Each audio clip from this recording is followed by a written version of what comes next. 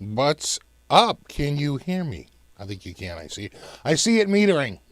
That's a good sign.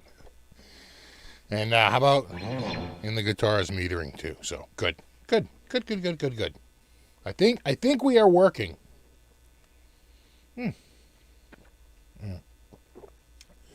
And I am on time. I could have been a little early, but I got distracted. I was like, "Oh, hey, you." I was like, "It's like 5 minutes ago." I'm like, "Well, that's too early. Just wait a second." I'm like cruising the internet, going, "Are you doing something right now?" All right, we are live. What's up, Goldacre, Richard, Tampa, Terry, Justin, music sound gear, Rev Gary, Christian, Ben Coombs, what's up, buddy? Brian Spilson, Electro Omega, Cardinelli, damn. Green Meanie. No, this is Evola. Loud and clear, good. Substefan, Ian, Tactical, Quentin, Dana of NJ. We're all here. Pete Brown, all my regs. Jeff T, Double R Guitar, of course. Justin Sherman, Michael Sarney, what's up, buddy? Got Renee, Frank C. Quite a crew. Quite the crew. Oh, God, I love this. That's good. Still have your best people on the SG search. Well, it's not really a search. It's really a production. Just waiting for a batch. And you know that you bring up a good point. You really do. And that is,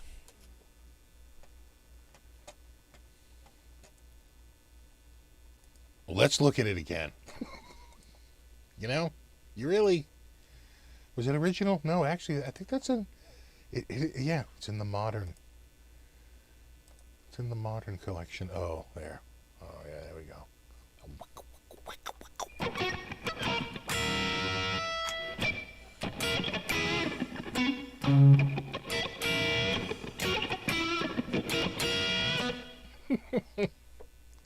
I went away. Oh, FXDB, thank you so much. What's up, Coots? Coots 13, Rob S, Vince. I'll go back to main cam here. Browns fan, hello, Cleveland.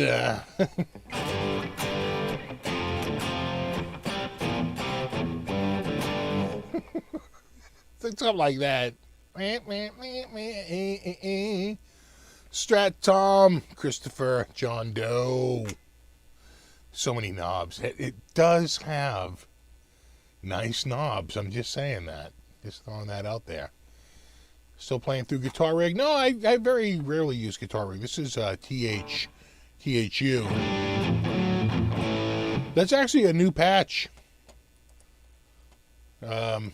And normally I would play it like this. You know, like a...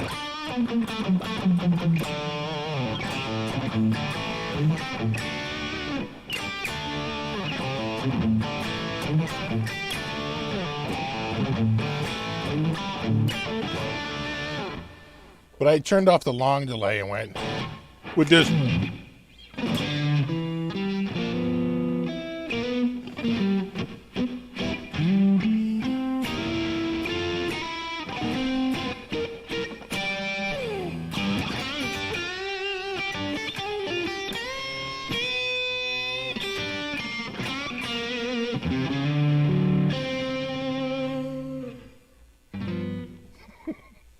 Yeah, for a slightly more blues effect.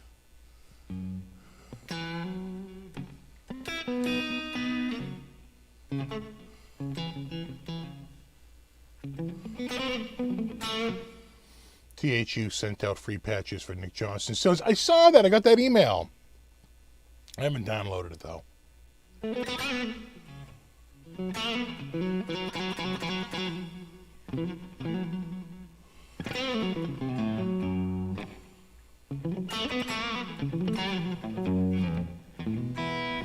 Yeah, this is it's the same but different. You know what? This one I went with. What is it? I went with an analog booster. So here it is without the. Here it is without the delay.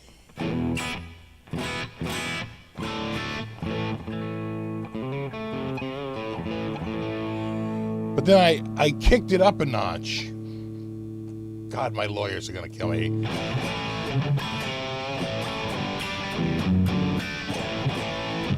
With the analog boost, I could probably bring that. And then I had the delay.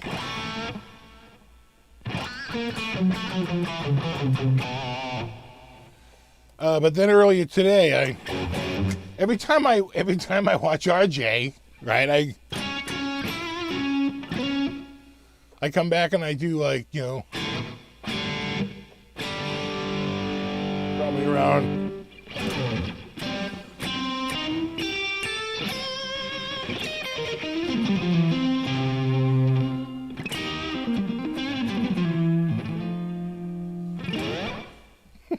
right, I do some big delay. That's actually really, really high. I'll bring that way back and bring that time.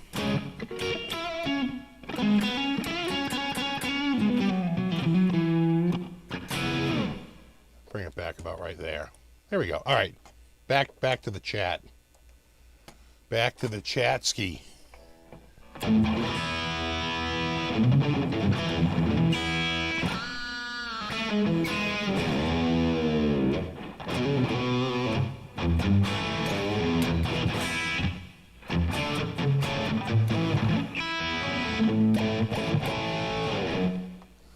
Yeah, I think it's a good sounding patch, you know, and it cleans up.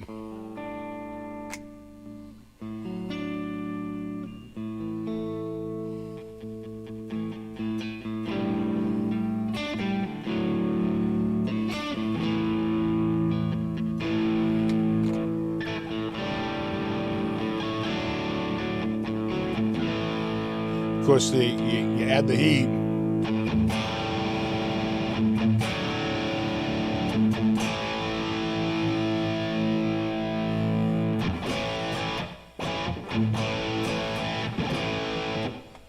What's up, David Hotshot in Tulsa? I think I saw Krenar real quick. Thanks for stopping, buddy. No, they're noisy single coils. They're not stacked. Buddy, I don't know where Buddy is. Buddy was sleeping over there for a while, so he's probably up and out and about right now.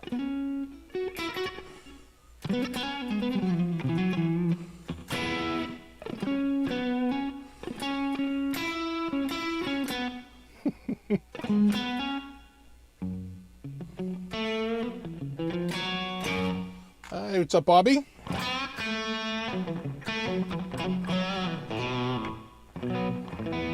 Greetings, Vincent, from Dublin. Yeah, geez, you're a plate.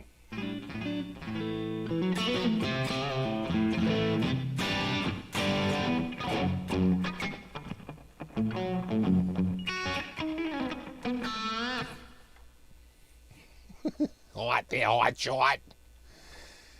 Metalhead says he's got a Jackson Dinky coming in about 2 weeks. Nice. How long have you been playing? I have been playing. Well, let's give a. How long do you think I've been playing? We'll give a drum roll. It's longer than most people think.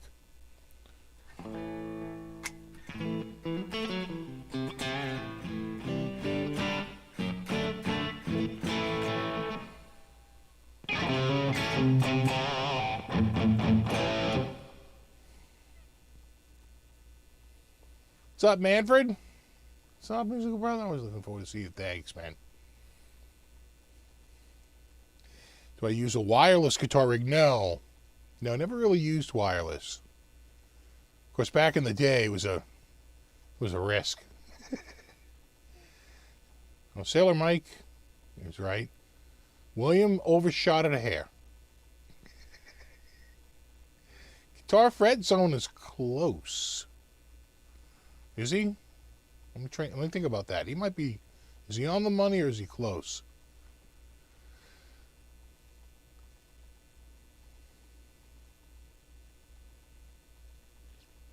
Let me think about that. Technically, he is. I have to think about this. Technically, he is right because I think he was the first one to say 48. Yeah, 48. Yeah, that would be correct, right? Because it's September. I don't start playing guitar until September of 72. Right after school started, right? My parents lined up the guitar lesson to coincide pretty much with when school was in session. So yeah, that would have been September of 72, which means 48 years would have been September of 2020. Yeah, that's right. 48 years.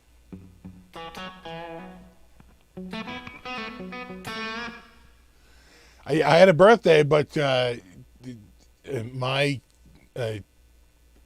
not the anniversary. It goes by the anniversary of the playing, though, and I didn't start till September. So technically, it's not there yet because I didn't start playing guitar until I was September of 72 was when I started my lesson, like literally.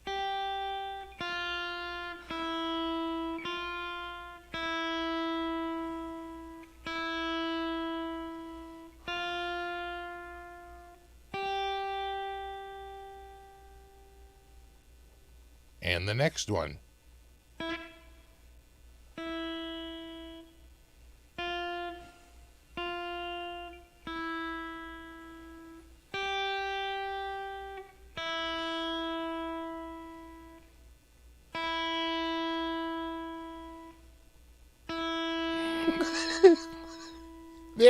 That would literally be it, right? It'd be like 1, 2, 1, 2, the same note, and then that same note for the 4 beat.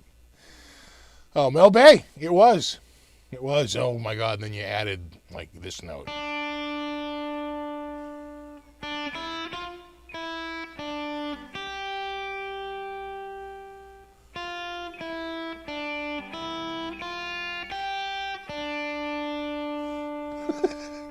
Not even that complicated. Ah.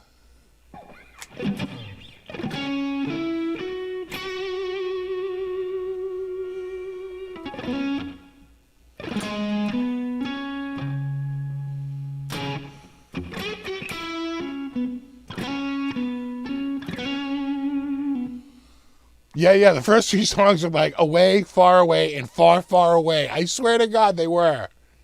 Yeah, that sounds about right. And then you're doing like...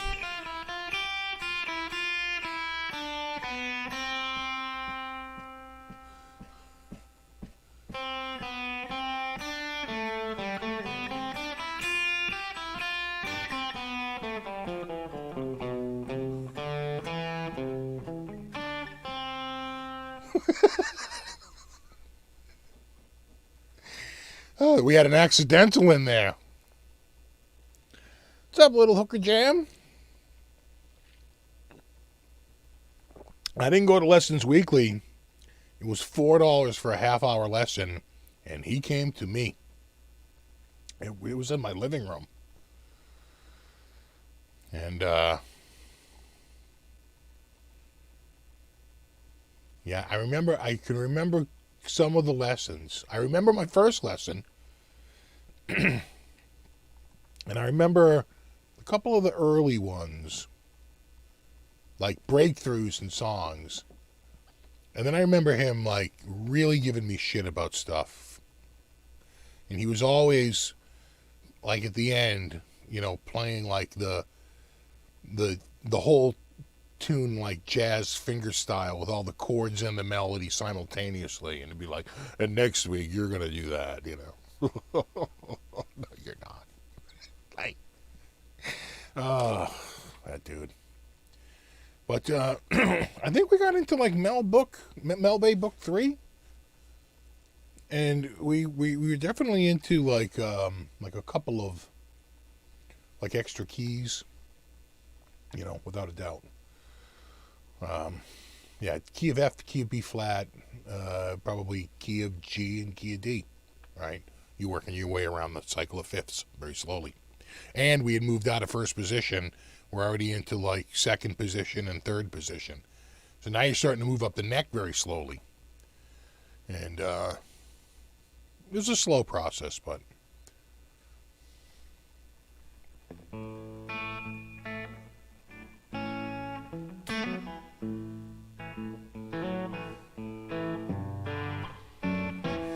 How does the Vola neck compare to Jackson? Well, this isn't going to be like a Jackson. It's too round. My other ones, though, the Blaze is actually probably pretty similar. It's a little bit more like a Super Strat. The Jacksons even could be a little bigger, quite frankly. Jacksons were never known for a small neck. It was Ibanez that pushed that envelope. Yeah, Mel Bay had the lockdown. What's up, Guitar Man 45?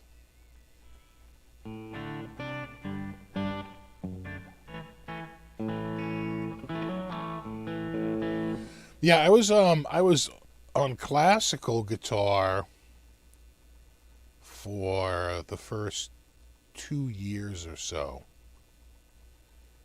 And then I switched to an Aria, like a Aria ES, I think it's called like the 510T, but it was an ES 335 clone with steel truss rod, right?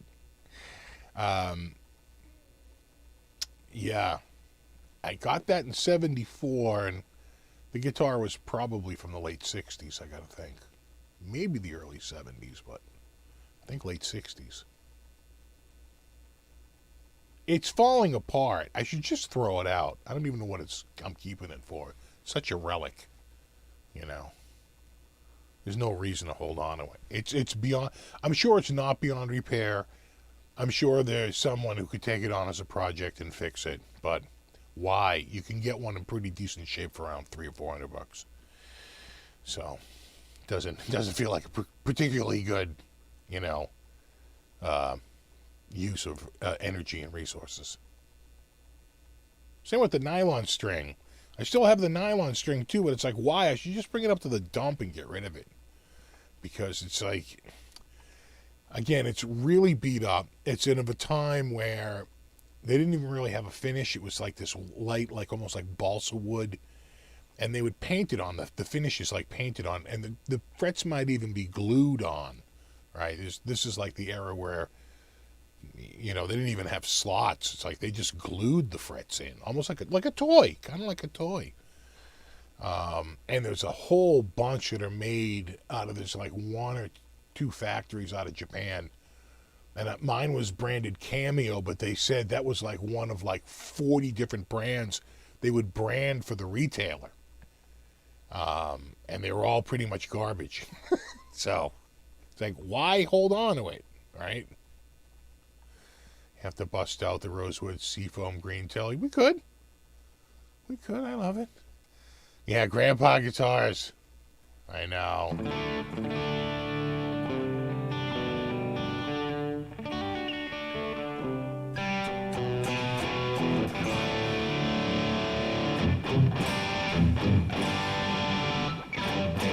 Oh, thanks, Tampa Terry. Grandpa guitars.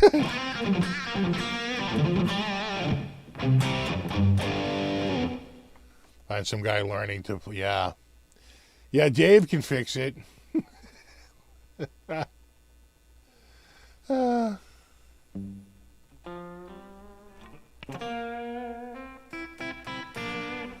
How's the collection going for the double neck PRS? I think, we've decided that the PRS may be a little beyond reality. So, coming back down to earth, I think we're going to go with the 59 Les Paul. It's only $117,000. Don't get cheap on me.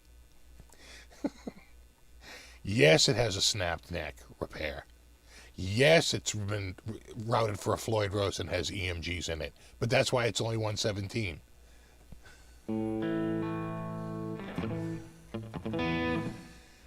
No, I'm going. I gotta go. In fact, where were we?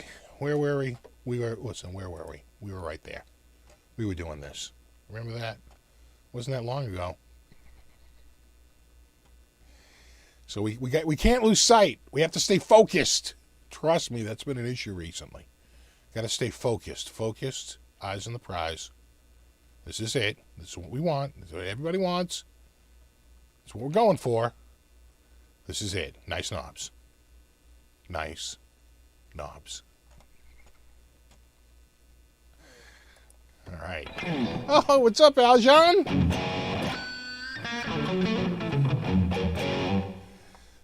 Cutting it in half was too technical. Well, one side would have the knobs and one side wouldn't.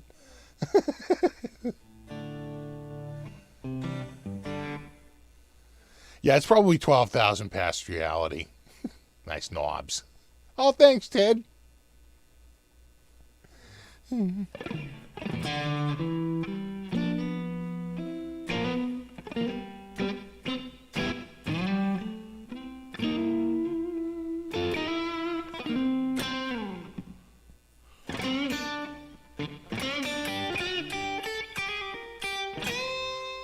Like such a long way to get to.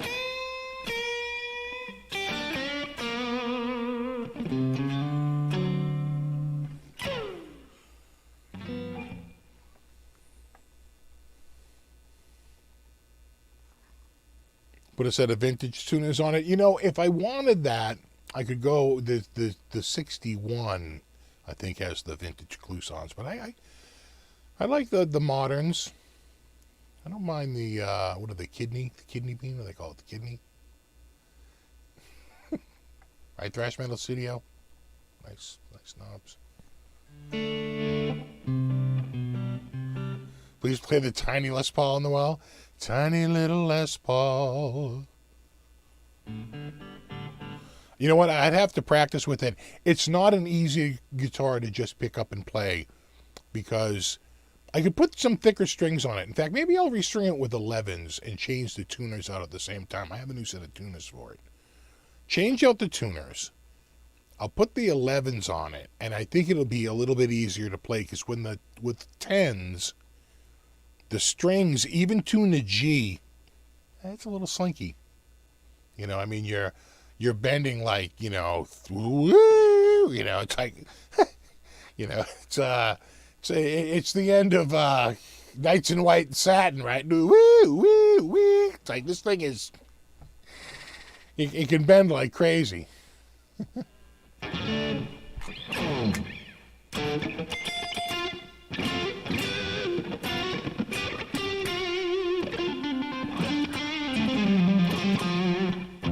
Yeah, the Grovers.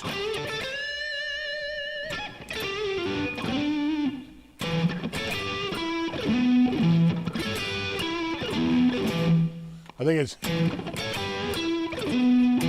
it's like you've got to hit the like that middle, like position 2 or 4.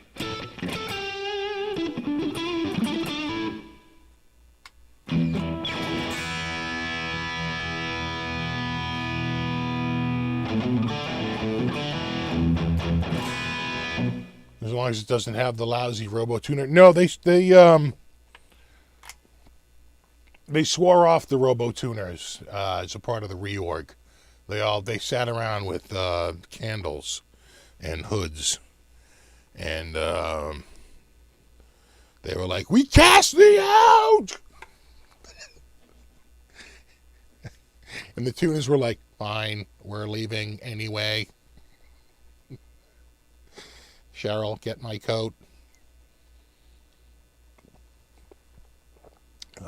Some people are saying surf green telly. Some people are saying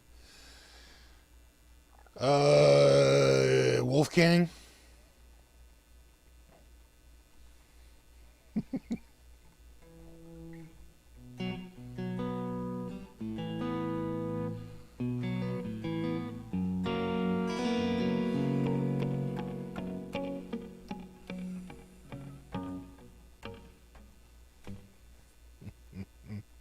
What's up, Doc?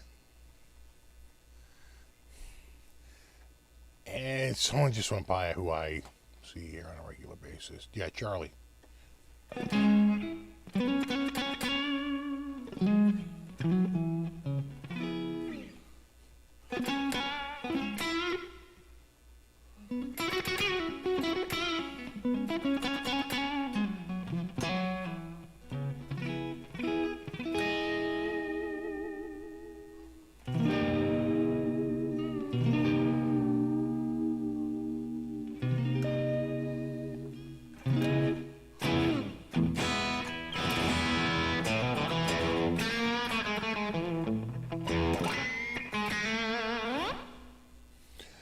All right, well, we're about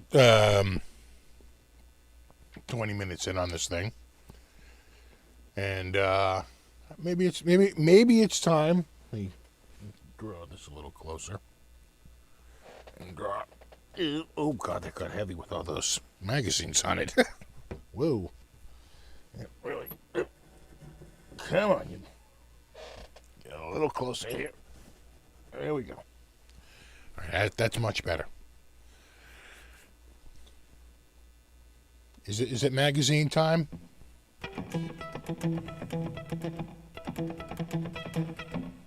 Supposedly you could remove the robos and put on the set of vintage tuners without any mods. I think that is true, actually. I think I heard that as well. That it was, you could do a retro switch and go from the robos to the nobos.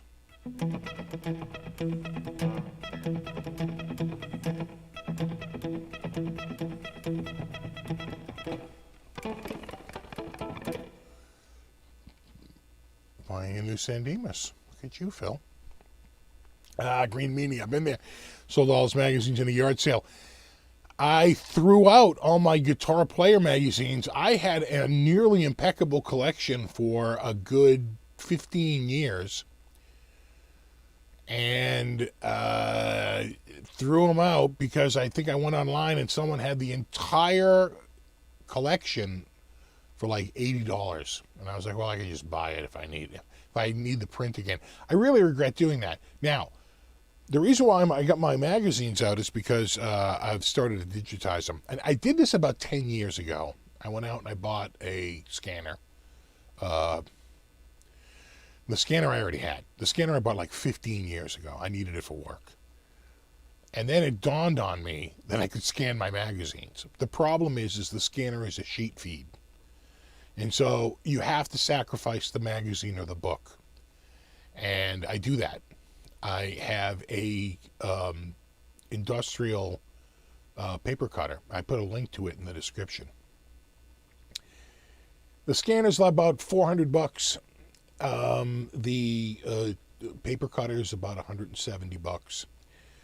But when you do the combination of that and you do it with the best possible setting, it is stunning. I mean, you really the image quality is just amazing. And here's the thing: you can get a lot of the new magazines already in PDF. There are services out there where you can get magazines in PDF. So for the new stuff, it's not even really an issue because that's how they distribute some of the magazines. So that really is even a thing for probably maybe 5 years now. But these magazines are from the 80s and the 90s. Some in the mid and early 2000s, but most are from the 80s and the 90s. So they're, you're not getting these digitally really any other way. And sadly, I can't share them. That would get me in trouble. But I can show you what I have here, and I can share them this way. We should go to should we go to MagCam? There you go. Look at that. It's going to take me a second to get oriented here. That's February of 1992. Mustaine and Johnson together at last.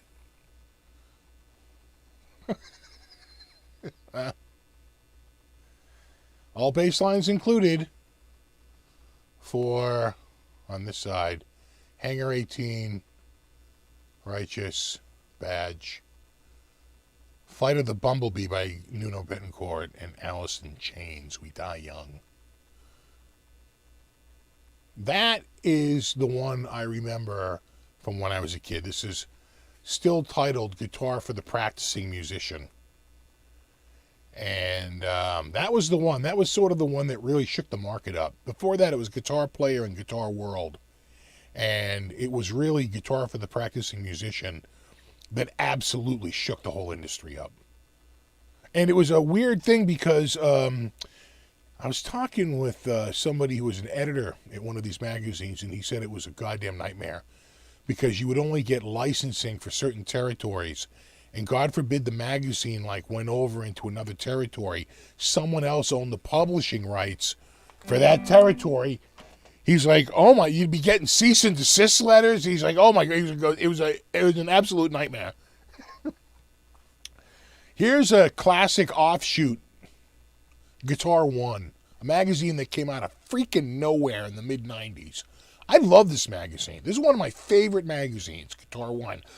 Look at these new guitar heroes everyone must know. Is that Joey Bono? Oh my God, who's that guy up front? He's hot. Look at that. Look at how fresh that Strat is. I can tell you one thing about that Strat. It'll never, ever, ever, ever get worn. Ever. It's like a window. All right. A System of a Down, Jeff Beck, Coldplay. Damn, we're already in Coldplay territory. Seether, Bruce Springsteen, and Charlie Christian. There's an eclectic set. But this magazine is a direct and straight result of Guitar for the Practicing Musician, without a doubt. So eventually, Guitar World has to react. All right, so this is 2003. I can tell you, when we get to early Guitar World, you're not going to see 6 songs. All right, it's not going to happen.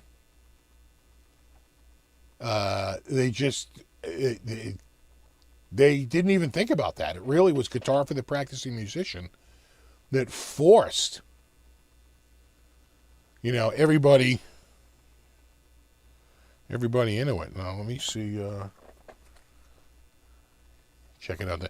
Just see, sometimes on these inside covers, you see iconic, You get to iconic ads, big double tours. All right, anyway. Hendrix, what year is this? This is 2005, still on the cover. Oh, thanks, Vincent. Untold Story. Us and Them. What is it? Us and Them, Aces High, a Petrucci tune, Star Spangled Banner, Symphony of Destruction. That's a keeper.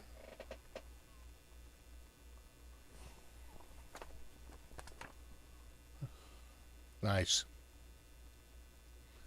Chances are, if your boss is a Guitar Hero, you're already using a Korg tuner. Oh yeah. I don't know if you want to run and want to be with that dude. I don't know. I just think it invites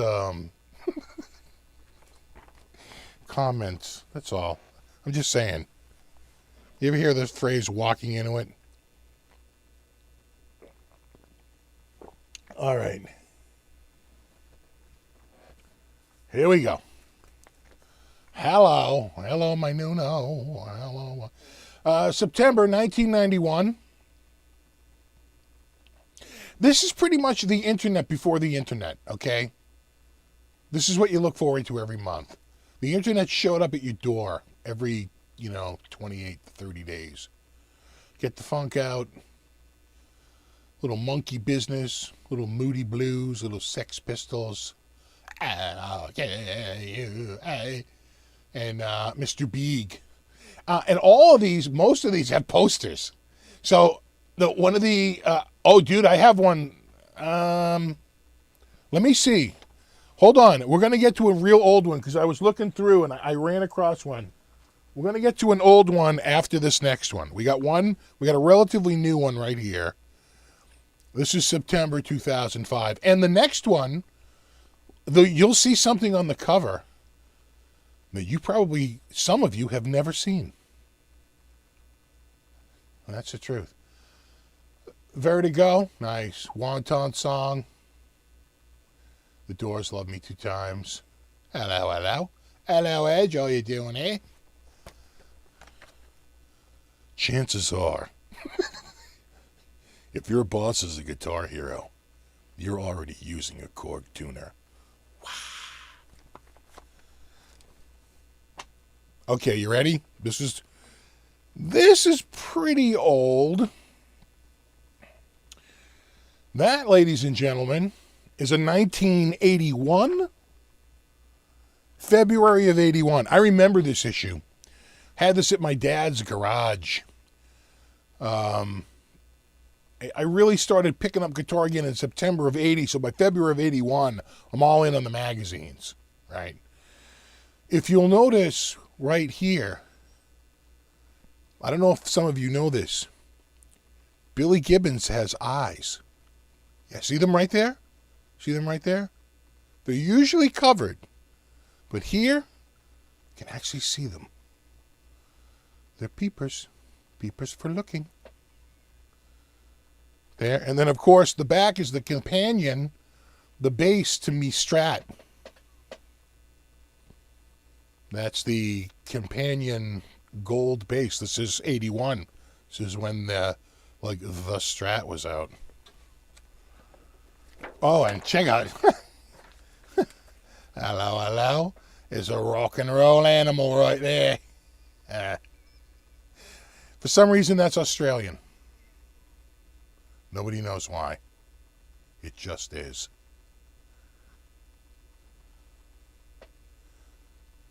Nice knobs. Anything else in here? No. Very, very few color ads in those years. It's mostly black and white. This dude going.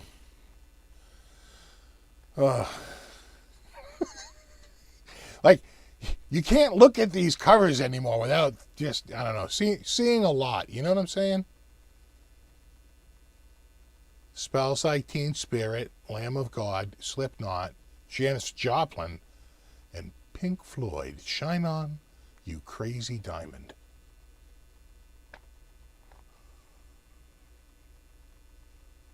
Could have been written about him, eh? Hello. Chances are, if your boss is a Guitar Hero, you're already using a Korg tuner. That's a long campaign. Jesus. A little Ernie Ball for you. Anything in here? Oh my God, dude. Whoa. He's totally stoked. It's your lucky day. It's 12 CDs for the price of one. Oh, don't do it. Don't do it.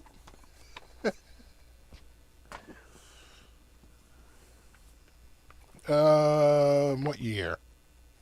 November 92. Here's another magazine that completely can show its roots to Guitar for the Practicing Musician. This is Guitar School, not Guitar One, not Guitar for the Practicing Musician, which later became Guitar, and then even later after that just was bought up by Guitar World. But at this point, there's Guitar World, Guitar School, Guitar One, Guitar Player, and Guitar for the Practicing Musician had dropped the for the Practicing Musician, was just calling themselves Guitar at that point. Again, you just look through the internet for the death of all these. You got your number of the beast right there. Oh, and the Beatles' birthday. Nice. What, is that Weird Al right there? Oh my God, someone help him out, please, please. Oh my God. That? Weird Al? Oh, for Christ's sakes.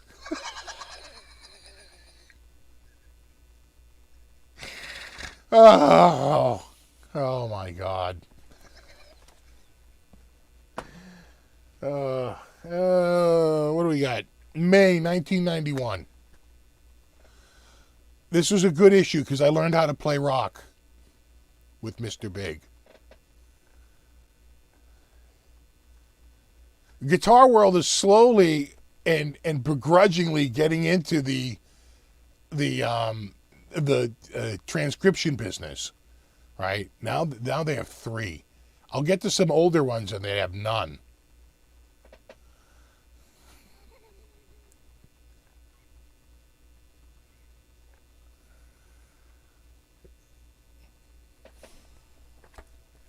It doesn't just sound like a Marshall. It is a Marshall. Marshall. Oh my God. Oh, bro. I endorsed the guitar I used to play. I designed this one. Big difference. Wah, wah, wah. It's our back. Hamer. Back when Hamer was sort of a U.S. thing. Nice. Well, we're cranking right through them. We're about a third through the sack. Who we got? What year? What are we doing? November of 92. It's Slash and Gilby. Damn Yankees, the Romantics, what I like about you. That's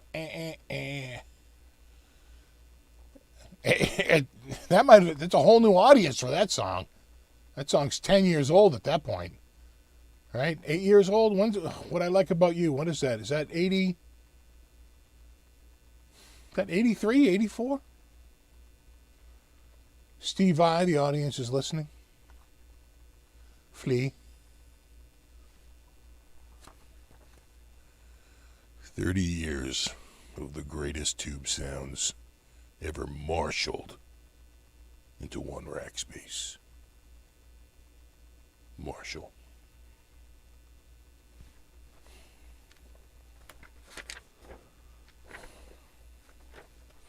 You want to see how old this mag is? There you go. That's all you need to see. Right there. This magazine is so old. Joe Satriani has hair.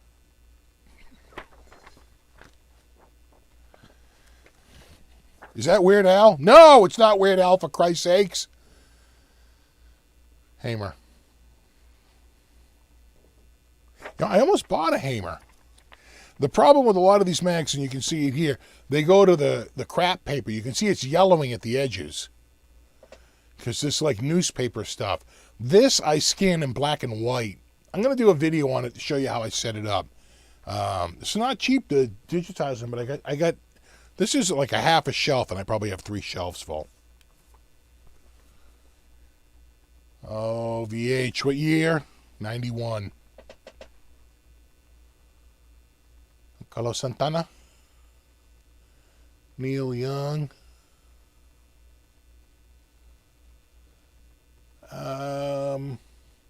So what are they doing? They're doing Pound Cake.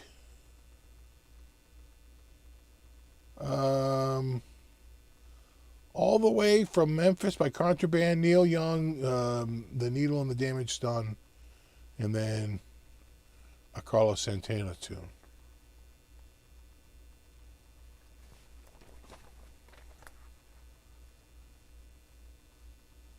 The highest fidelity component in bass since the Hartke driver, the Hartke amp. Oh yeah, yeah.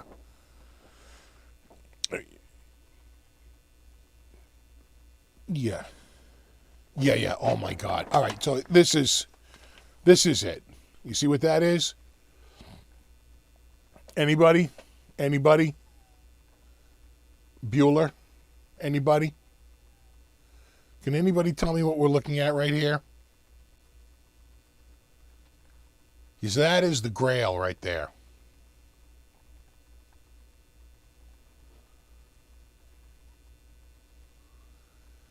Mike Varney presents Shrapnel Records. This is all those guys. This is all that early shred stuff. Right? You're talking Michael Lee Firkins. You're talking Richie Kotzen, Joey Tuffola. You're talking Marty Friedman, Greg Howe, Jason Becker, Racer X. All the, all that early shred stuff was all pretty much done. And these all have, somewhere in here, these all have posters suitable for framing.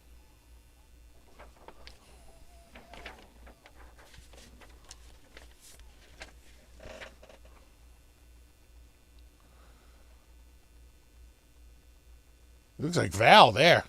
Jesus.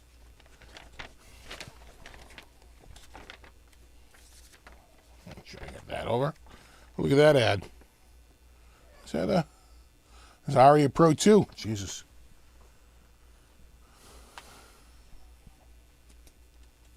What year? This is June of 91. Here's our songs.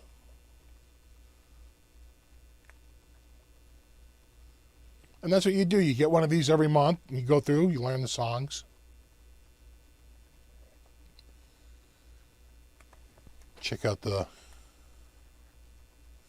Yeah, Samson had the back cover for a while. Which explains that Hartke ad, too. Let me see if there's anything in here. Oh, yeah, right. The old MI ad, right? GIT, PIT, BIT. I know a dude who went there. He moved to Europe. Kind of did a blues thing. Scully.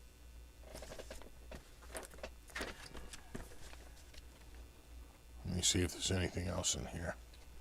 Oh yeah, there's like an ad for the N4. So this is what, 91. I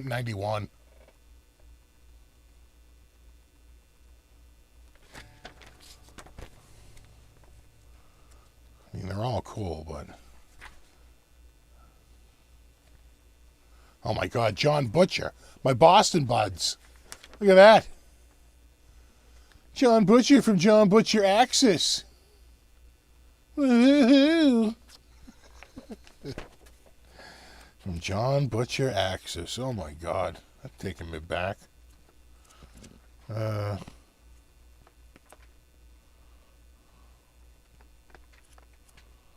Anything else? Yeah, here we go. Oh, yeah. Just like that. Oh, yeah. There you go.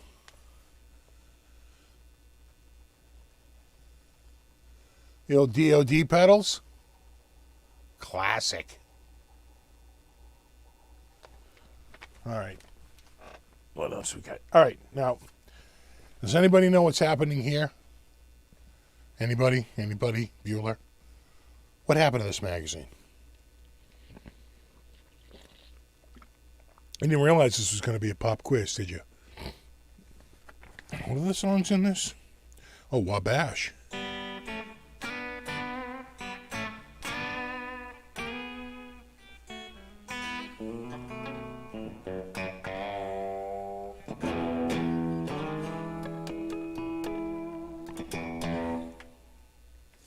Yeah, BC Rich got it.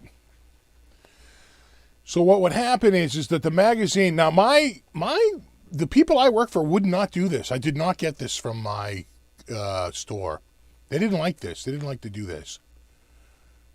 But what would happen is that if they sent you the magazine and the magazine didn't sell, you could tear off the top and send it back to the magazine company, and they would give you a credit. I don't know if it was a full credit or how that worked out. But basically, they would get a credit for it, you know, as like not selling. And then they would take these magazines and they would throw them in a box at the front of the store and go, free magazines. And I said, yeah, you had me at free.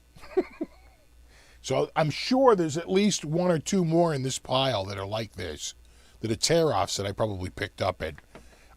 We wouldn't do it at the music store, so I'm going to say it definitely wasn't Norfolk County Music. It had to be Daddy's. Oh my God! Wow. This is we've hit a new age. This is December 1980. I actually got to meet Jeff Skunk Baxter at a rolling party a couple years ago in Nashville and talked to him for a little while. Really nice guy.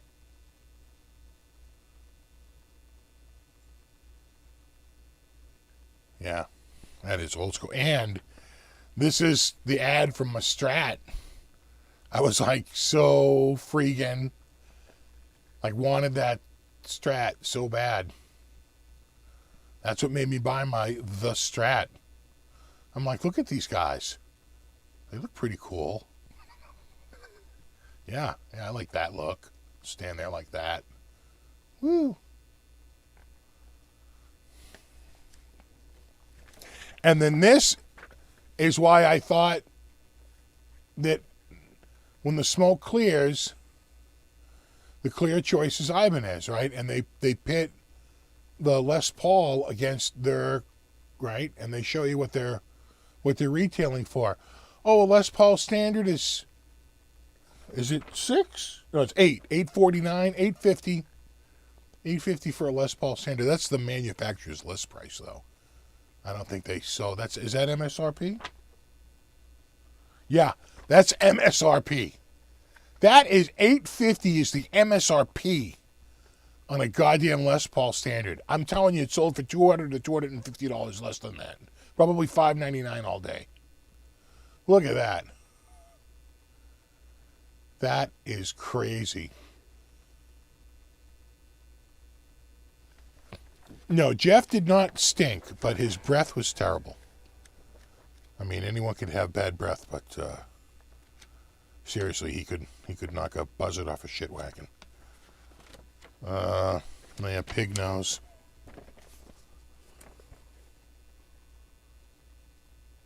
Remember them? Right down, well, actually right there. That's the one I really remember.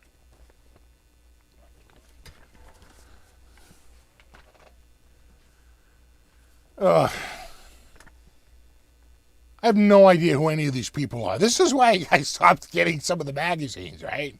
I'm like, I kind of know this dude because he was on stage with John 5 recently. He's a pretty good singer. He's a singer, right? Isn't that Corey Feldman or some shit? But basically, oh yeah, so here we go. We got lessons with Steve Howe. Phrasing tips. No song? Oh, the songs are at the top. Gotta get it. Jesus. Why don't I just tell you what they say? Hold on. Yeah, but that's a hard to read cover. Nirvana, Lake of Fire. Chevelle, Send the Pain Below. Again, Miles Davis, My Funny Valentine. Pantera, Unbroken. Fleetwood Mac, Landslide. And the Strum It acoustic version of Elton John's Tiny Dancer rounds out the list. Hartke. Hartke's on in the back of these for a while. Big old Marshall ad.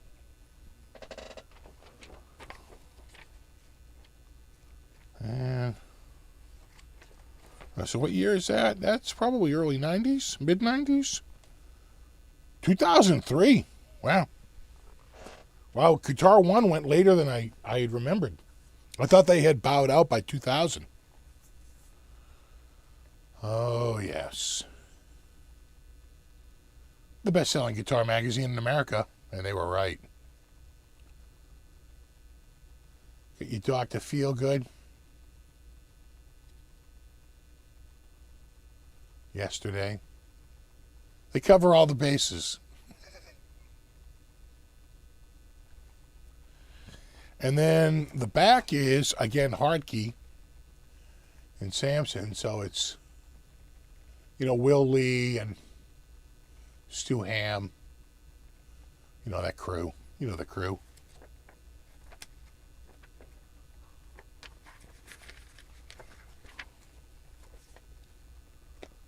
I mean, I think that's an ad.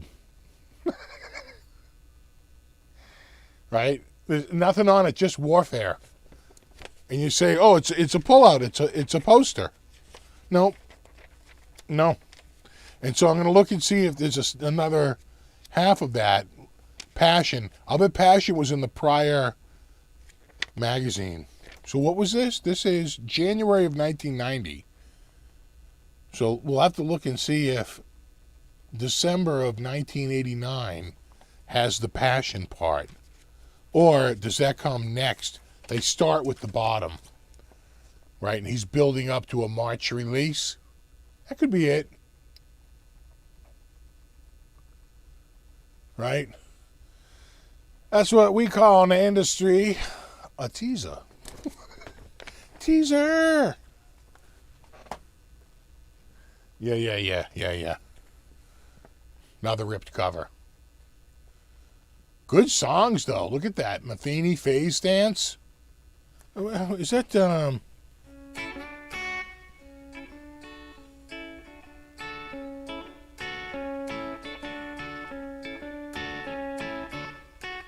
like that. Doc Watson, Albert King, Paul Simon. I saw Pat Metheny at the Orpheum, and he was amazing. Sort of a last-minute show that a friend of mine we went to, and we had great seats, and he sounded so good. Who's in the back? Martin. I'm always interested to see who has the back cover. Who's spending the big money with the magazine? Because other than the front, the inside cover, that back cover is big. Digitech doing the inside. That was probably like what, the DSP 21? GSP 21? Yeah. Rain. Again, it's this crappy. You can see it fading. It's yellowing over time as it just starts to lose its stuff. Paul Simon. I saw Paul Simon on the lawn of Central Park in New York with me and 750,000 of my closest friends. We got a couple in a row here. So here's another one. This is obviously Guitar for the Practicing Musician. Name that torso. Mr. Scary. Janie's got a gun on top of the world. People get ready.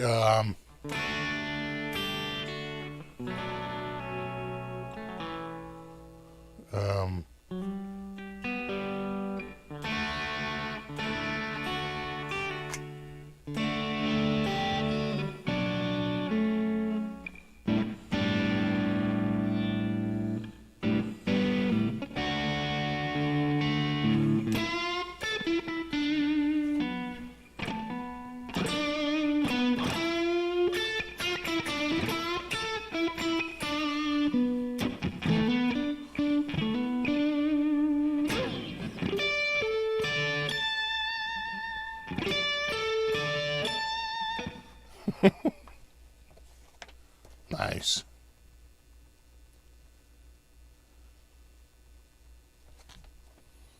Again, Samson seems to own the back of these for like a lot of the 90s. What year is this? Is this 80s, 90s? Little G&L ad for you right there.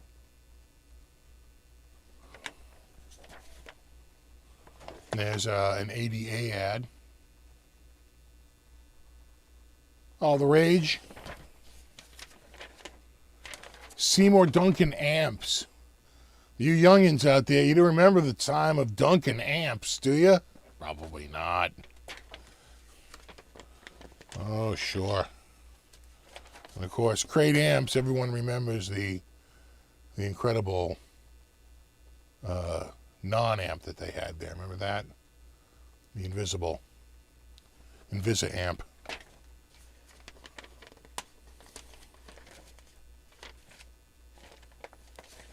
Mr. Mick Mars.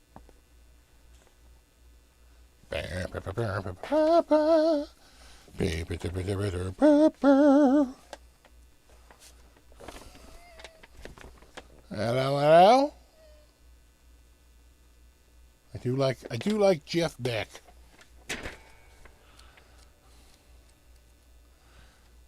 Oh my God.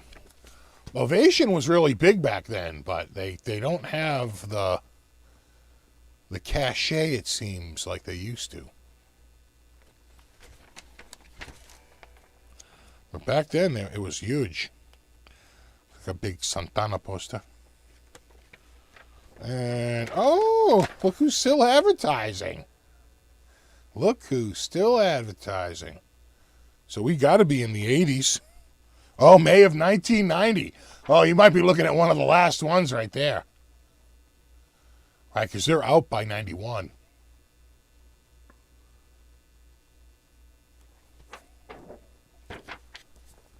All right.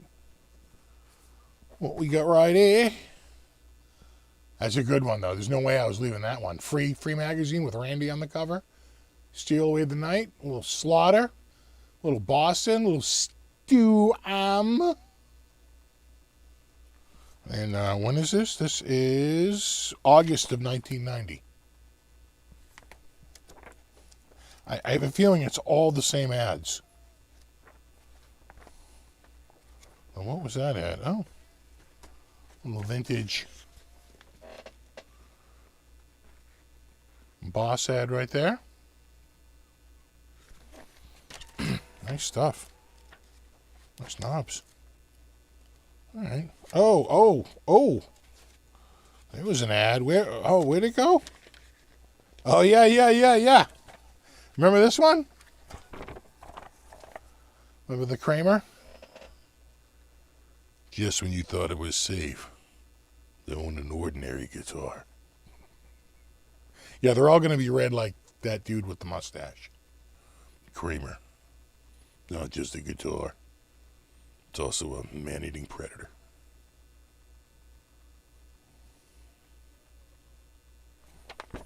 Oh, this is a good one right here. I remember learning songs out of this one. The old Steve Vai. That's 86. December of 86. Tobacco Road, Run to the Hills, Soul Man, Can't Find My Way Home.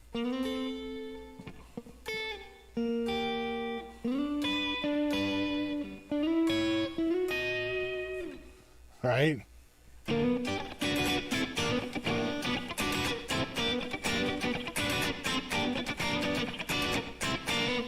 Then what was the other one? Tobacco Road? What was it?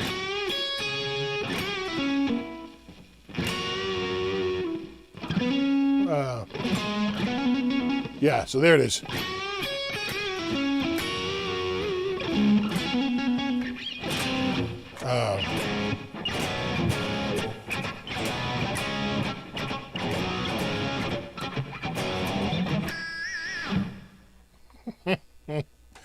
And of course, Run to the Hills.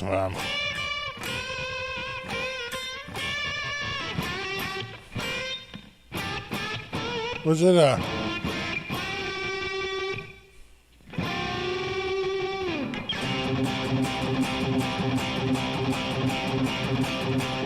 or was it in D?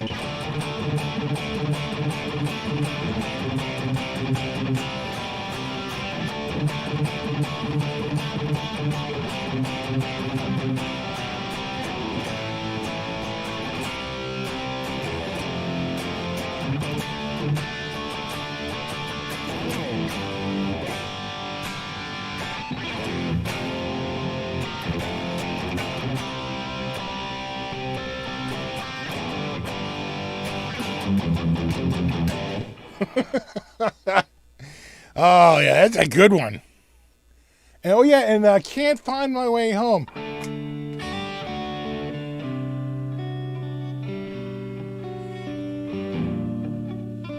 Is it that or is it A?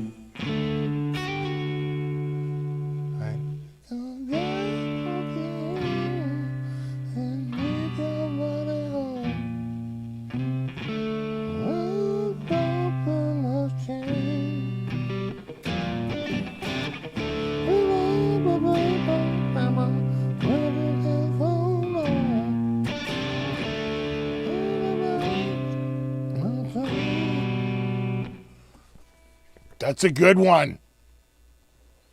That's a good one. Only 4 songs, but they're, oh my God. Autograph, turn up. So, this guy did a clinic at the music store. This guy here, Steve Lynch. He had a book out on tapping. He was a GIT, MIT, Music Institute of Technology, Musicians Institute guy. And he had an MI Press book, just like Jennifer Batten did, right? He had an MI Press book that was published by the school of a two-handed tapping technique. And the last time I saw an interview with him was probably 2006. And they had just licensed the one hit they had, which was Turn Up the Radio. They licensed it to Grand Theft Auto, like Miami Vice or like Vice something, Vice City. And he goes, I just got my first check and I ran right out and bought a Mercedes, like 501 or something. I was like, good on you, man. Because I'm sure it was a big fat check. And I was like, good for you. Good for you. Rake in the cash, bro. Why not? You know? Do it. Do it. This is more recent. No, actually, this is a fairly modern looking cover. This is 97. That's a thick magazine, too. It goes to show you that, it's got to be over 200 pages. 222 pages.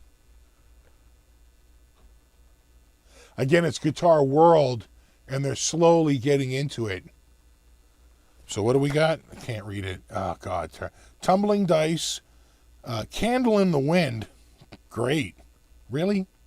Really? Candle in the Wind? You thought of all the songs out there, and you went Candle in the Wind? Rolling Stones, Tumbling Dice. Well, you might have made up some ground there. Days of the New, Touch, Peel, and Stand. Never heard of it. AC/DC Dirty Dudes done dirt cheap. Probably the third time it had appeared in a magazine by that point. Do-do-do-do-do-do-do. And of course on the back is Parker. Parker fly. There's more than one way to fly, Parker. There's more than one way to fly. Gotta do a dramatic reading. Nice looking Parker there, kid.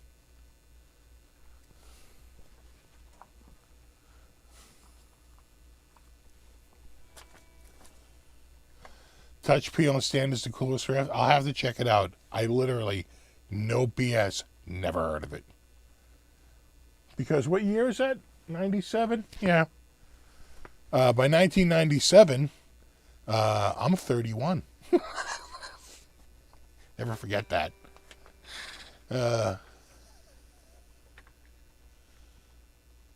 That's a good magazine, too. Mean Street, Seek and Destroy, Bohemian Rhapsody, Caprice #2, and The Birds Turn, Turn, Turn. Plus Robert Fripp, Rick Emmett, and Andy Aladort. That's a good issue right there.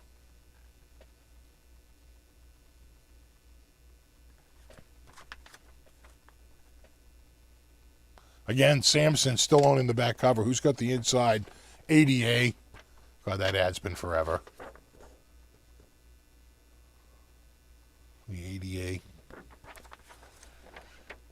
And geez, on the inside cover too. ADA. ADA spending some money. Spending some print ad money.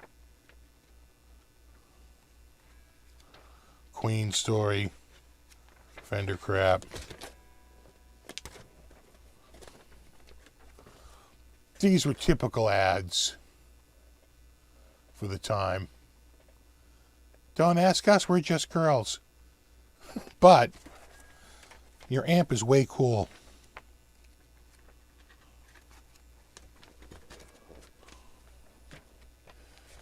Yeah, and then there you go.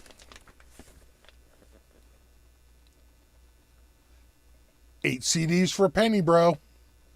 And your soul. I'd say we're about 2/3 of the way through, maybe even 3/4 now. We've got a handful left here. This one feels recent. 2006, not that recent. When you realize 2006 was 15 years ago.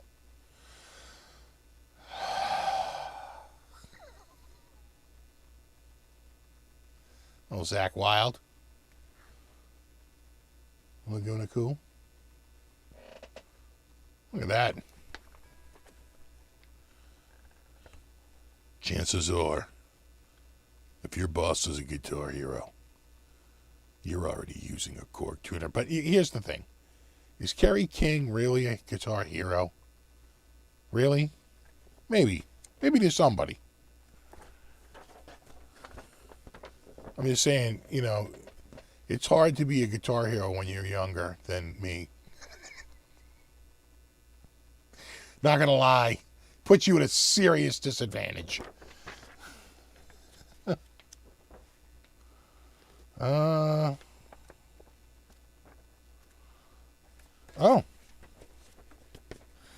If you ever visit them at the NAMM show, yeah, that's pretty much their entire display. They get a couple of chicks out there going, check out our cases. I'm like, nice case.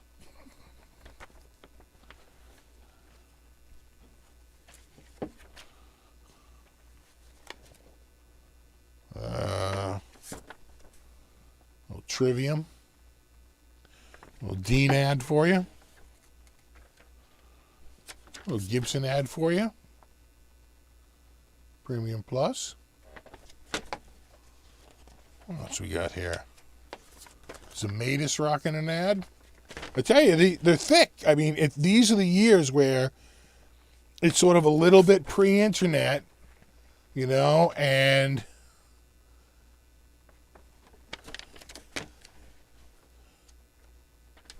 oh, yeah. There's this guy.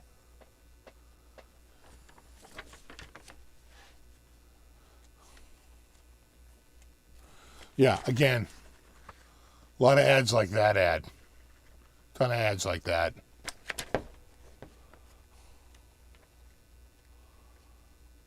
Let's see if I can find.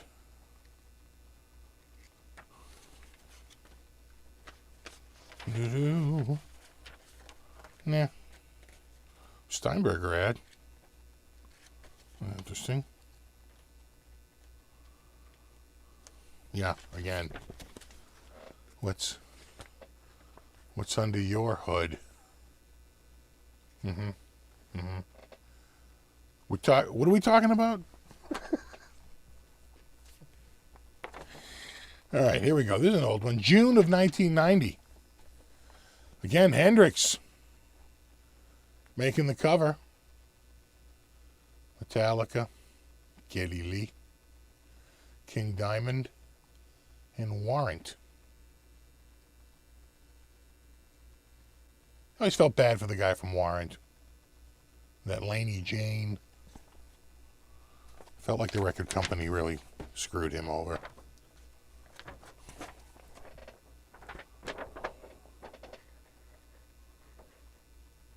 John Entwistle.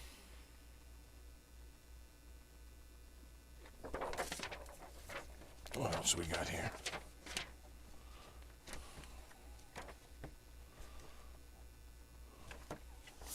I mean, I know it says Hohner, but Jesus, it pretty much looks like a Steinberger clone, doesn't it? And again, it's all that crap paper. Hello? Mr. Mick Mars. That joke never gets old. Oh, yeah. Remember that, like, rock performers method? Remember them? Note for note. That whole note for note. I swear to God, I have some of those cassettes. I know I do. Greg Howe. Oh, yeah, Fernandez. Yeah. Fernandez. Great stuff. Oh, and Kramer. Kramer's still doing the Proax ad. And where are we now? We are up to June of 1990. Okay. June of 1990. They're still taking ads. Don't know if they paid for it, but they're still taking ads. I'm pretty sure they're out by the end of the year.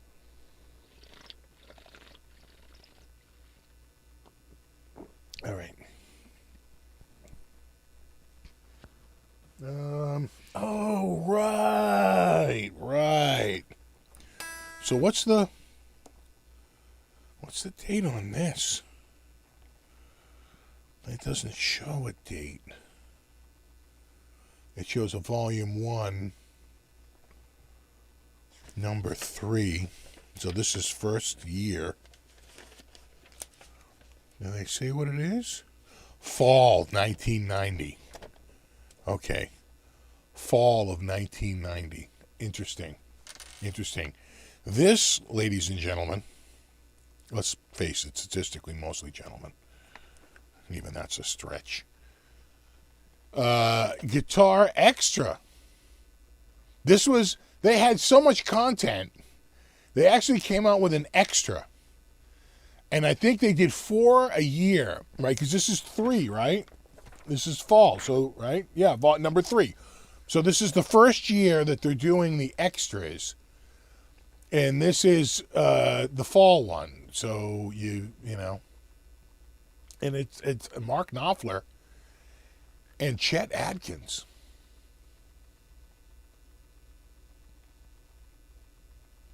A little off the beaten path. I like this one. I like that one. Oh, God, yeah. You know this one's old because the cover's gone. And on the back issues go through October of 85, and it lists all the songs. You see that? I don't know how much you can read that.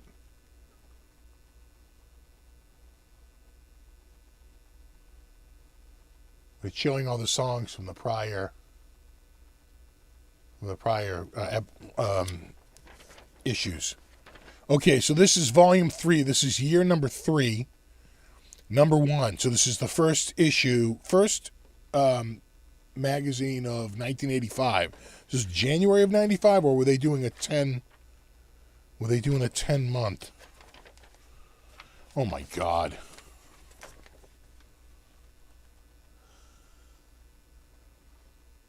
$1985.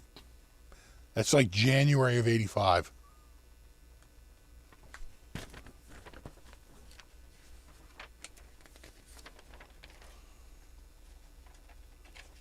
Yeah.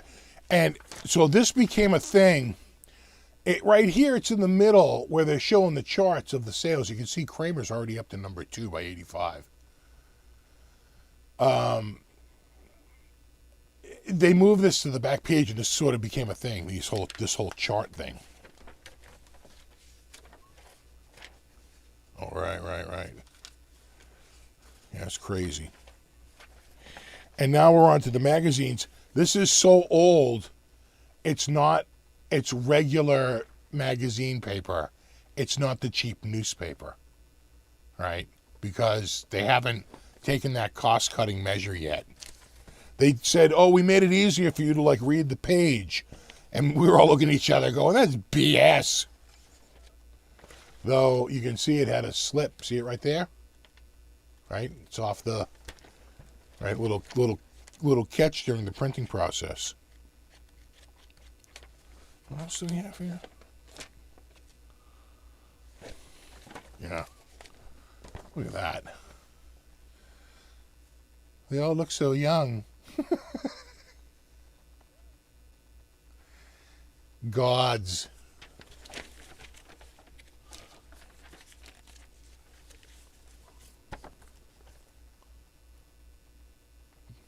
Oldsters. What? Jesus. What are they saying? Just what is being implied here.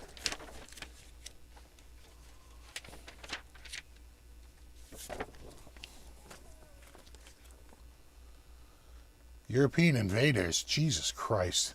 Did you get any more? Any more nationalistic? Ingve. Wingway. Wingway. Ingve was awesome. David Gilmour, Roger Waters, of course. But, you know, by the time this magazine comes out, you know, the Wall is 5 years old.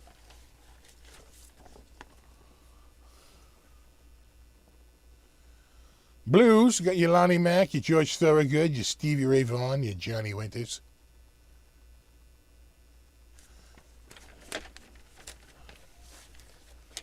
What else we got? Jeez, this is the whole damn thing. Poppers, Prince, Steve Lukather, The Fringe, like Steve Vai and The Edge. The Edge implies how fringy he is. I mean, please. Night Ranger under Poppers, I suppose. They wanted to be rockers, but I think they probably were a bit pop. Guitars, practicing musician. Of course, Steve Morse, T-Bone Walker, Elliot Randall, Buck Dorma, Billy Sheehan, and of course, Twisted Sister. Not anyone in Twisted Sister. The whole damn band. Right, JJ? JJ Francis. My glasses, a prescription. And then, of course, autograph. Because you have to have one page for autograph. They were a thing. This dude earned a little bit of money. You know? You need one big hit, and they had it. And they licensed it over and over again. They had just the right 80s song. Turn up the radio. And, of course, all the youngins, like Metallica. Look at those kids. God, they're just babies. Thing is this photo is contemporary for where they're at. That is what Metallica looked like when this came out.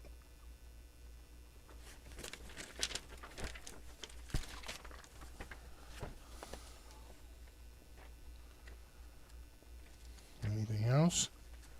Andy Aladort, God, this is 85. He goes back to that name. No, it's a lot of black and white. Yeah. Check that out. The old Carvin.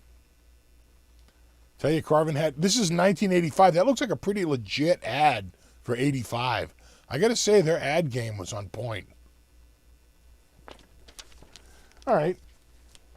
We are down to 2. Here's a pretty rare one. I'm not... Let me just double check. This might be an import. Is this an import? Is this out of the UK? No. This is... Okay, it's not. It's not an import. All right. Say hello to another guitar that came out because of Guitar for the Practicing Musician. Maximum Guitar. This is when? 1998. I have no idea how long this magazine lasted. I have no idea how many of these I have. But this is published out of New York City. And I don't remember. I don't remember the fate of this magazine. I gotta think they were bought up by Guitar, who was Guitar for the Practicing Musician and had become Guitar at that point. It's got some nice Offspring I Choose, Third Eye Blind, How's It Gonna Be? Well, there's a classic. Styx, Blue Collar Man, that is a classic. Sugar Ray, RPM. Grateful Dead, Sugar Magnolia, and Wallflowers, 3. Well, let's see what we get for ads in here. So what year is this? 1998? Yeah, March of 98. Wow. So this... Wow. Oh my God. I know you guys have been asking about this. It's Jethro Tull. I think they beat out that other band for this year for Best Heavy Metal.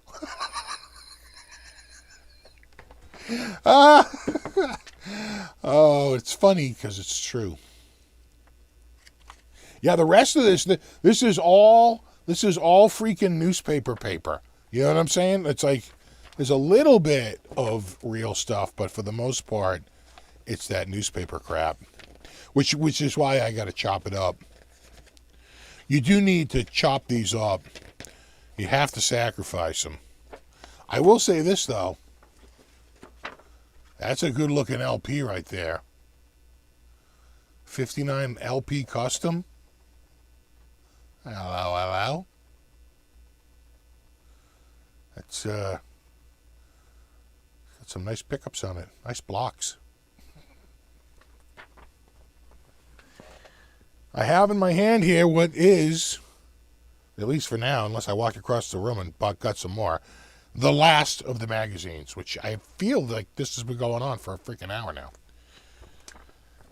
Oh my God. So we found the origin. Guitar School Presents. So this was an offshoot of Guitar School. Oh my God.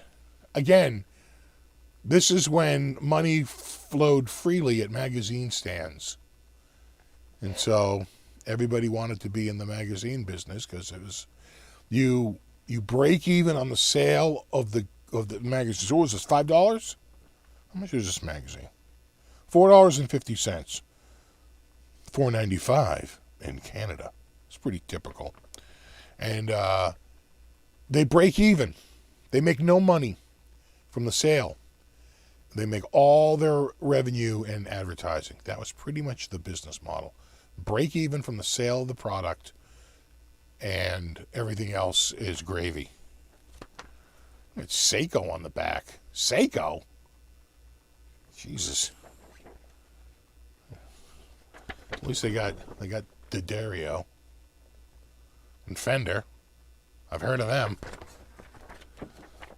I mean, I've heard of Seiko, but I guess for metronomes, but...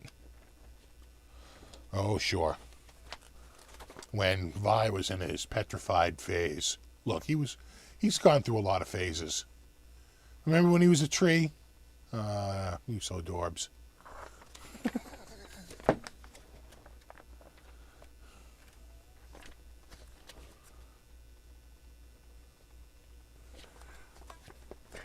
T-shirts.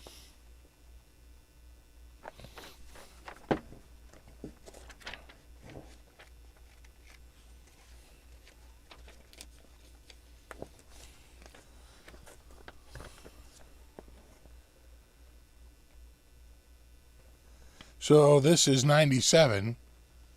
So is he on the outs with Van Halen at this point in 97?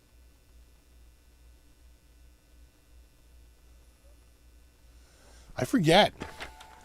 Is that the little period when they went on to the dude from Extreme?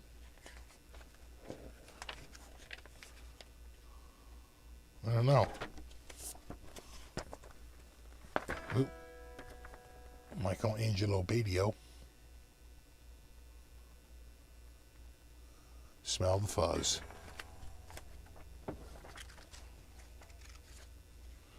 Again, more newspaper. These were kind of these like newspaper rags.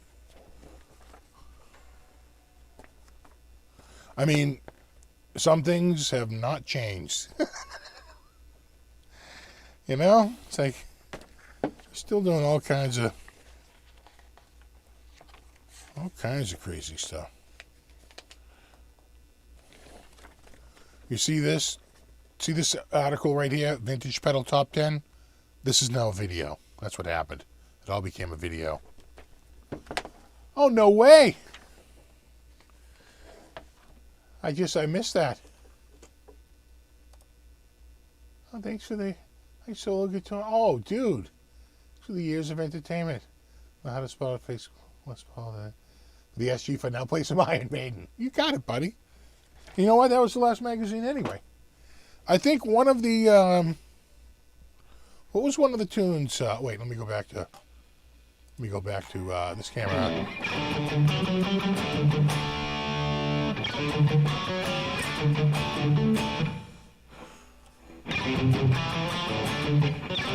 Wait, hold on.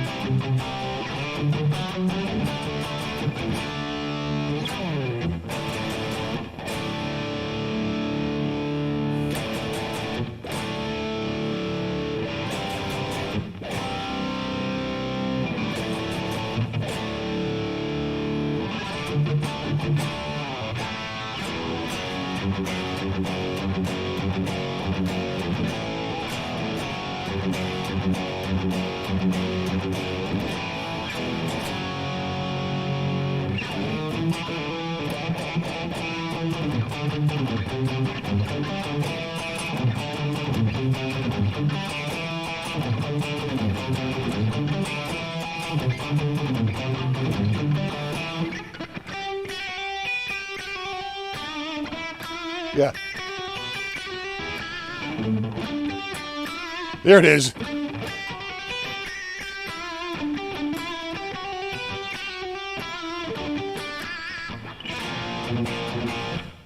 What else do I know?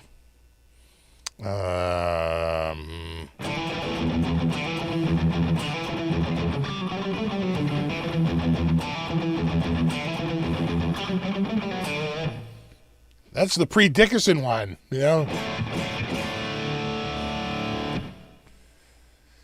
Oh, I'm trying to think. What else do I know? Iron Maiden. I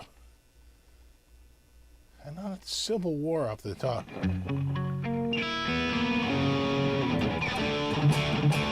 Yeah, I always think of the Galloping too. Yeah, no, I agree. He's a...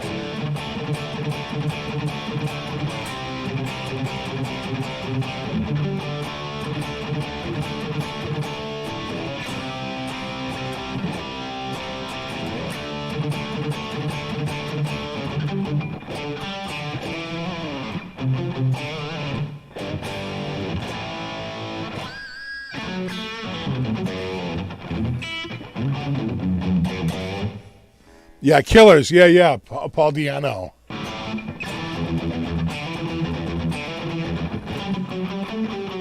It's actually a little tricky to play.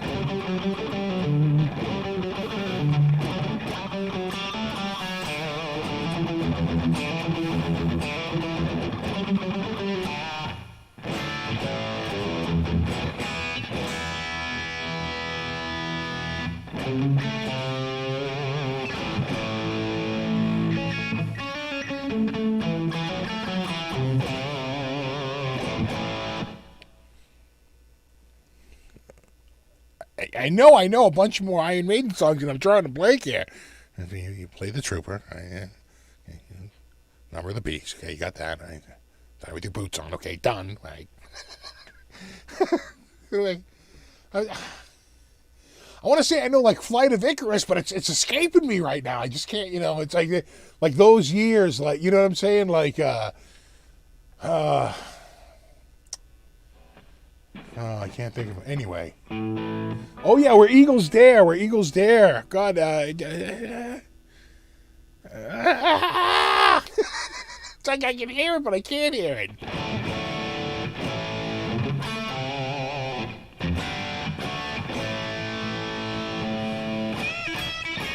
What's it?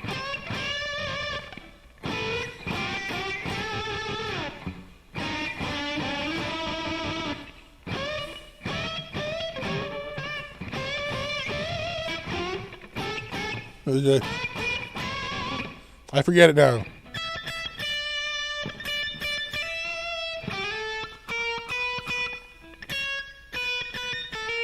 I think you gotta. All right, so it's.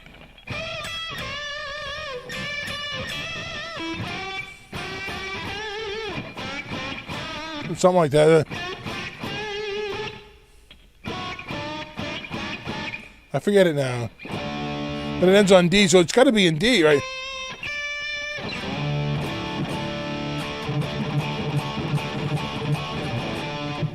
Hold on. One of these guys had it. No. No. No. No. Yeah, right there.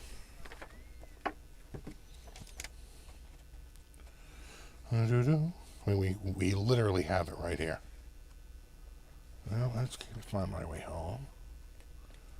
Can't find my way home. We used to cover it. So not only did we play it, we played it on a friggin' weekly basis. All right, there it is. Yeah. So, yeah. So it's 12. Right. E to, because you got to remember these are just the bends into unison.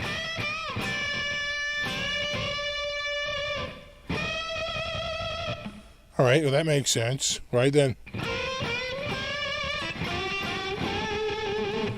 All right. So.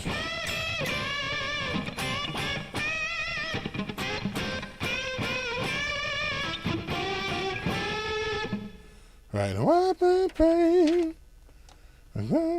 It just repeats that. All right.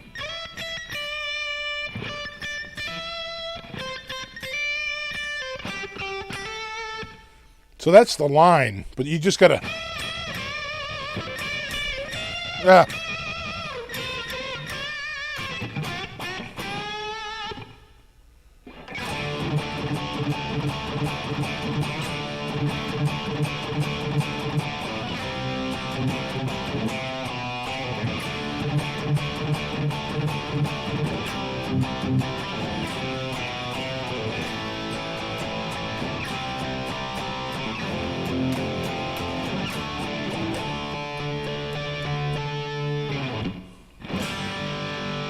What a great turnaround. Run to the... C.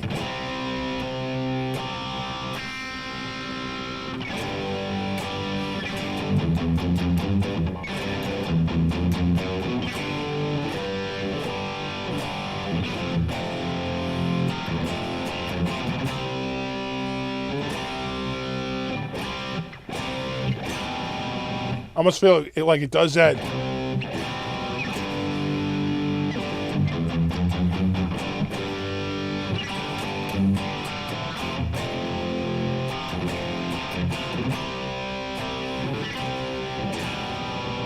Right? That little spread. Something like that. Something like that.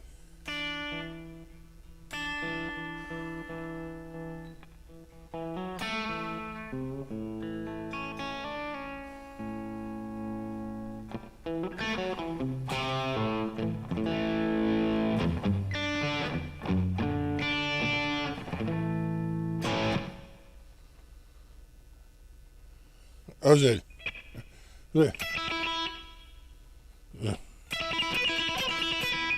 Well, so it said, all right. So it's a.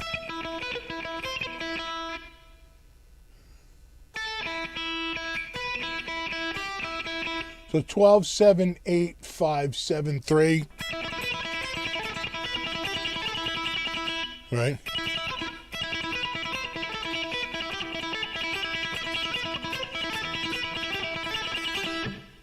Something like that.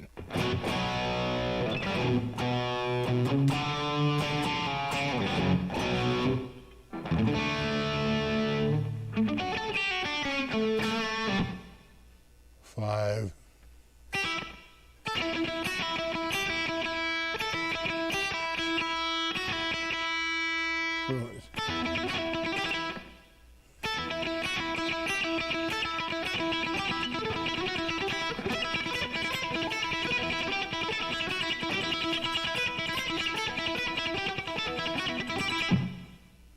Something like that. I'd have to hear it. Sounds right. I'm going to declare it right.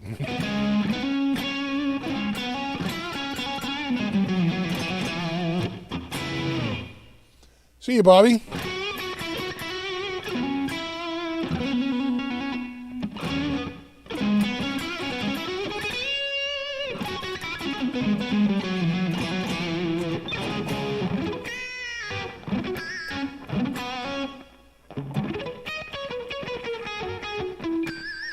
Spirit of the radio.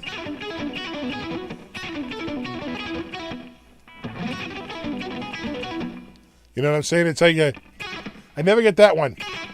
When I don't have to do that, I can do it fine, you know?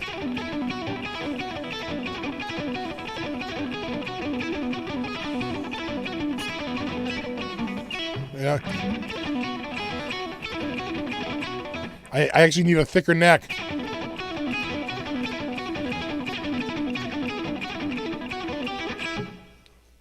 A thicker neck would make it easier to play that.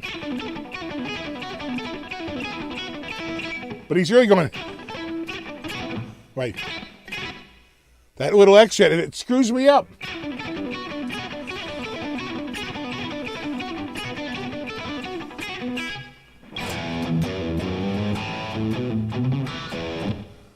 Yeah, and Thunderstruck is really based on that old, when I saw him in 81, when did Thunderstruck come out? Later than 81, that's for sure. He would do a little solo dance where he'd be going, crazy and running around and spinning like Curly on the stage with the guitar. And then at some point, everything would go dark and there'd just be like one light on him, and he'd be sneaking around like tiptoe, and he'd go like...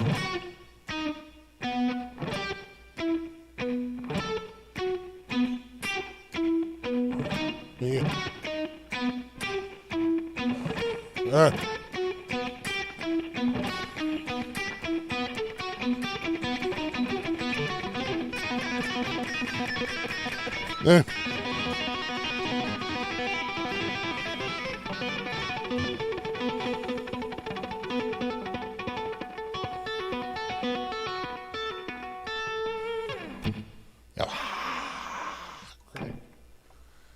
And I swear to God, the Thunderstruck sort of just came from that routine, that little thing he had worked out. It's just like solo. Yeah, 80, yeah, it's like 10 years later, 91, 80, yeah, 89, 91, somewhere around there. Yeah, so it's like, it predates it by like almost 10 years, right? That little thing he would do.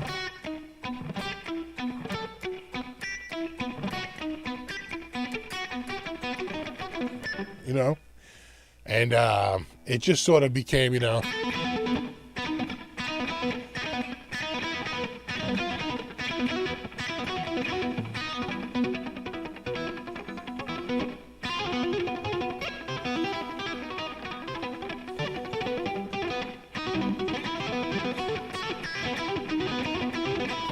do it like this.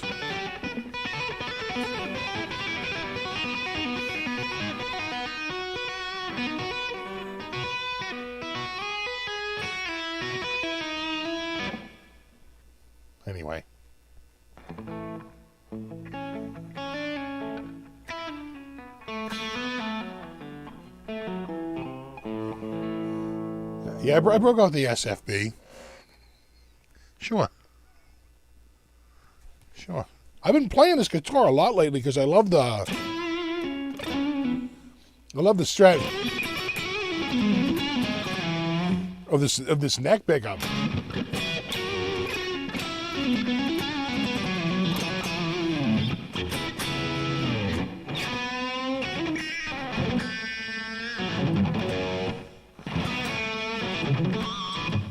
Where's my cat? I don't know. They haven't. He was down here all day, but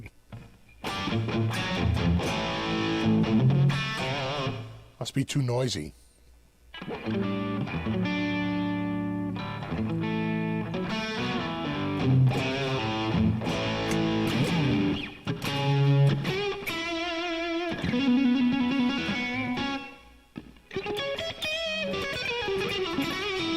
Thanks for the update, Terry. What, this red guitar here? That is a Wolfgang Standard. EVH Wolfgang Standard.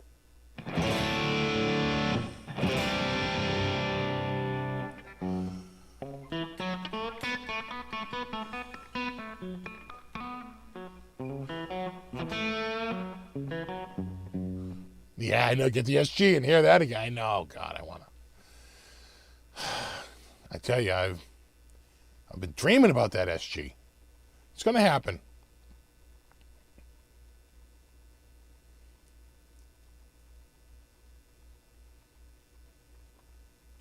Sounds like stainless steel frets. I don't think so. I could be wrong, but I don't think they're doing stainless. And I have stainless on my other ones, and stainless almost have like a little bit. These almost are almost they're like a little too like bright. Like the stainless I have and the other ones are more hard to say, but it's like they don't look the same, right? Like they have more of a different tinge to the look of the metal. And I swear these are just regular nickel. Let me go down another cam here. You know what I'm saying? I think those are. I don't think that. I swear they're just regular nickel.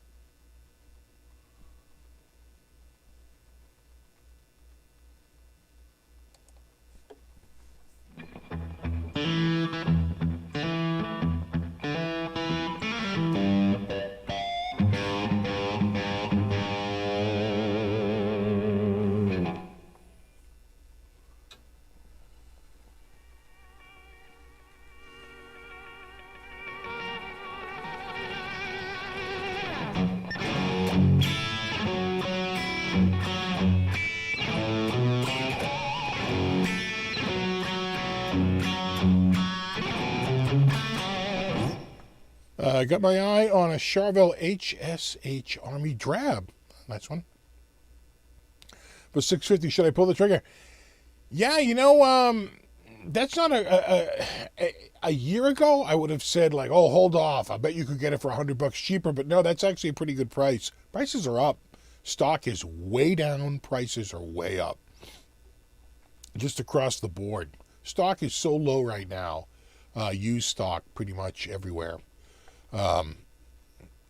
So I would. That doesn't sound like the Army Drab is actually a pretty recent color. That's actually a pretty good price.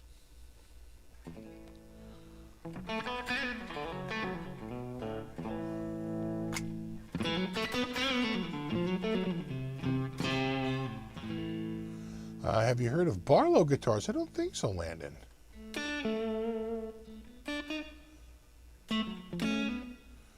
I'll check them out. Yeah, on Reverb, is that where they primarily sell? In other words, they're a direct-to-consumer maker. What's up, Worcester? Saw Van Halen in Worcester.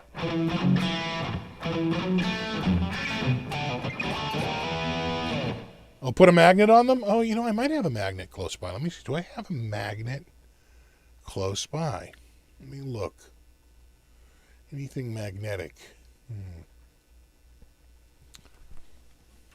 The tip of the screwdriver might be A little magnetic. Not super magnetic, though. No, I'm not. No. I have up here that's a little magnetic. Oh, that's magnetic. No, I got nothing. Do I?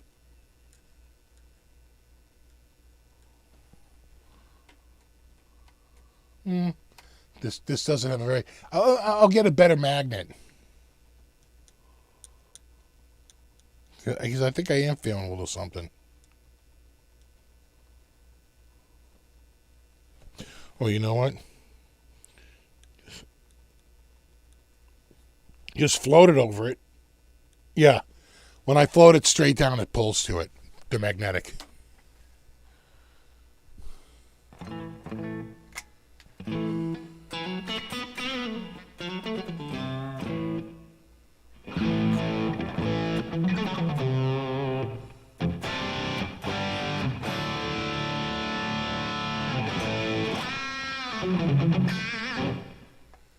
Just did my Saturday run around Manchester to Music Mill and Guitar Center. Wearing my flip side, I tapped it. There you go.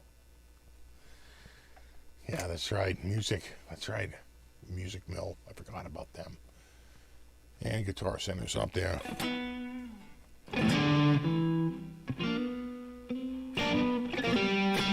Oh, yeah, I wanted to mention that. Did I see the Steel Panthers Van Halen covers? I did see the Steel Panther Van Halen covers, and I friggin' loved them. I think Satchel is one of the best EVH players out there. I just thought everybody, God, it was so perfect. I just thought that was really, I really did love that. Both of those. They did, what did they do? DOA. And they did Beautiful Girls. And they went right to that VH2 stuff. For a lot of us, the VH2 is just so Eddie. So good. Really, really good. The other thing I wanted to mention, did you guys see that the Prince guitar sold this week? That came through my Facebook feed. $133,000 for the Yellow Cloud guitar. I'll bet I could find the story very quickly. Prince guitar.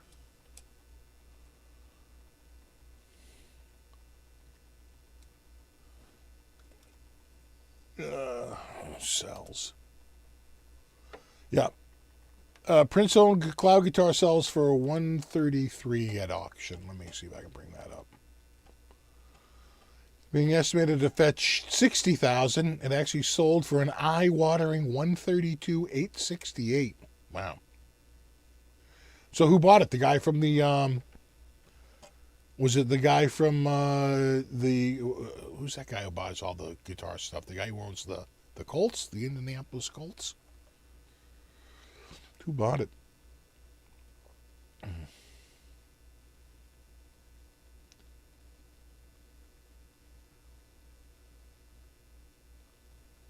Interesting.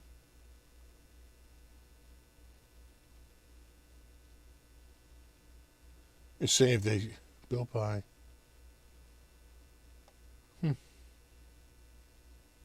Yeah.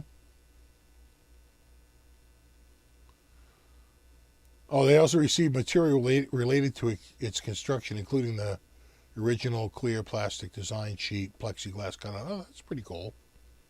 Yeah. You wonder who bought it, though. Jim RSA? Right? He seems to buy a lot of that stuff up. And there was one other story I wanted to mention. Yeah, I guess what's going on with Iomi, and is it Wendy Tio? But I don't know what's going on. Or maybe it could be a record company. I wonder if a record company owns the publishing rights on this. That would make sense. But I guess he's not. I guess he's upset. They brought out a I don't know if it's a remaster or what they did, but they came out with a Dio era Sabbath release, and I don't know if it was like not. I don't know if it was like a demo track, but it got out, and I think it's supposed to be a legit release. And Apparently, he's not too happy about it. I don't know what's going on with it. You know, but it seems like it's that was in the news. Tony Iommi not happy with release.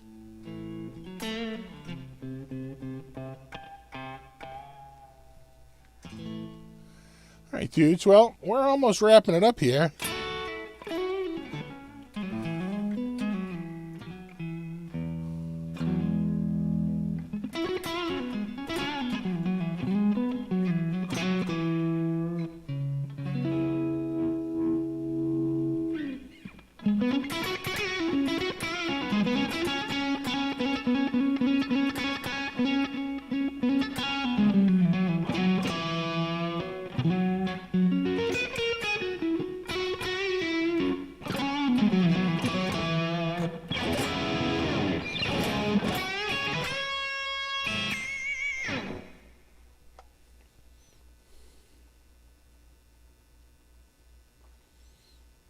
Bottom altimeter. Started checking pickups. Noticed an odd reading on my bridge. Thought it was a bad pot. I opened a piece of glue, stopped it from going to max volume. Yeah, right? The things you find out. All right, dudes. Well, it's 8:57. Yeah, right, Aljon? We'll stroll down memory lane. A little bit of fun. Yeah. So I definitely have videos coming out this week. I know I say that every week, but this week I got a good feeling about this week. Got a really good feeling. Oh.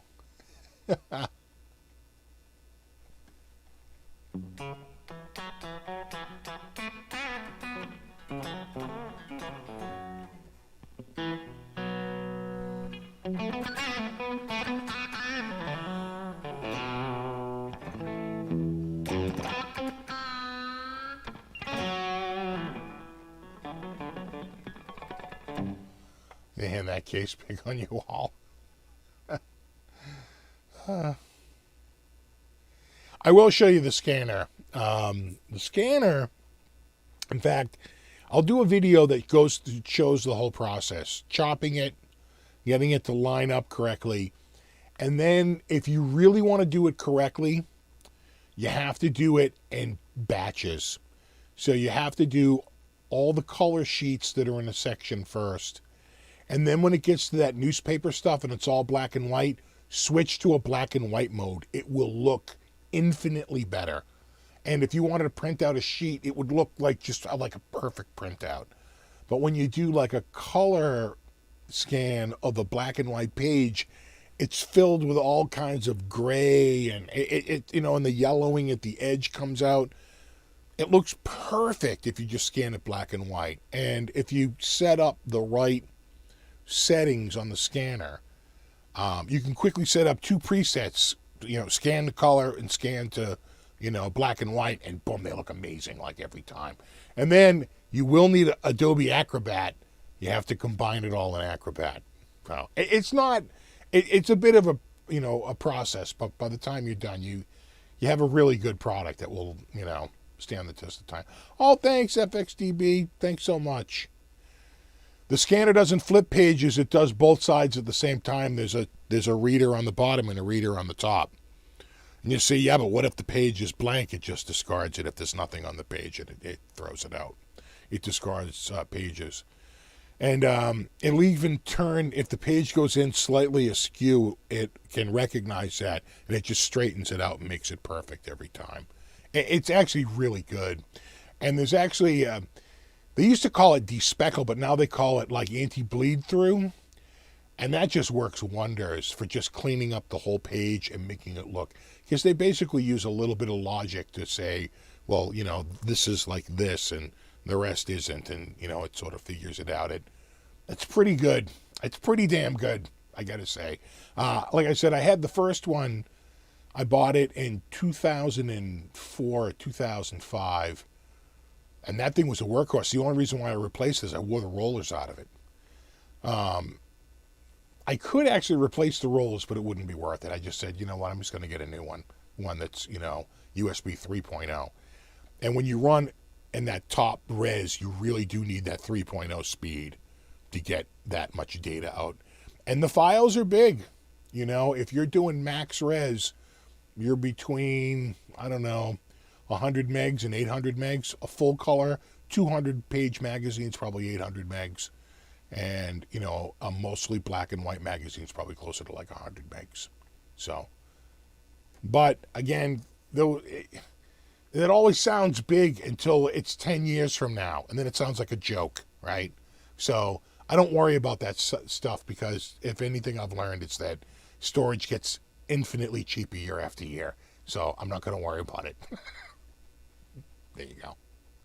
Anyway, don't forget to move your clocks ahead. Unless you're in other parts of the United States. I think you might not do it till next week. I don't know.